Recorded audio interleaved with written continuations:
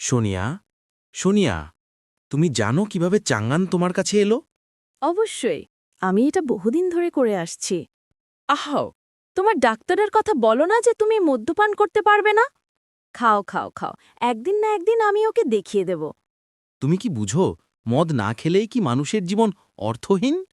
ভাই, এটা তো কয়েক বছরের ব্যাপার। একটু কম খাও দাও, প্রথমেই শরীরের কথা ভাবো।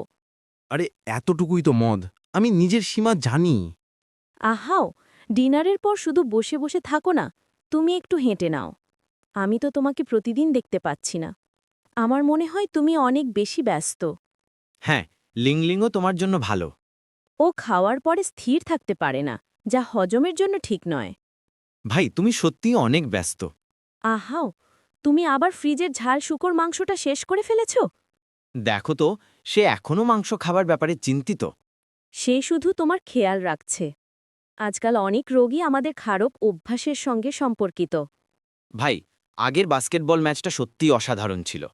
সেটা আসলে ভোরে খেলা, আমি তো দেখিনি। তাই তুমি মিস করেছ। আমি প্রতিদিন ভোর ৫টা পর্যন্ত জেগেছিলাম। এরিতে, আহাও, কি হয়েছে? পিসিএম, মিউজিক পাঠাও, মিউজিক পাঠাও। আমি তো এত যুবক, এটা কিভাবে সম্ভব?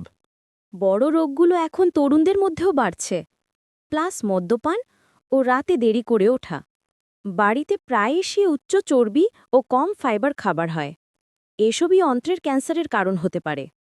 তবে ভালো খবর হলো, এটি অবশ্যই শুরুতেই ধরা পড়েছে। ভবিষ্যতে চিকিৎসার খরচ কত হবে? সম্ভবত কয়েক লাখ রেনমিনবির মতো। আমরা তো এত টাকা নিই। সবটা আমার দোষ। আগে আমি ভেবে নিতাম বীমা জটিল আর ক্লেম করা ঝামেলার। এখন যা বললেও দেরি। আমি তোমার শাশুড়ি বা ভাই বোনের স্ত্রীর সঙ্গে মিলেমিশে বিষয়টা দেখব। তুমি নিশ্চিন্তে তোমার চিকিৎসা করাতে পারো। ভাই, শাশুড়ি, আমি সুস্থ হয়ে উঠলে প্রথম কাজটা হবে মদ্যপান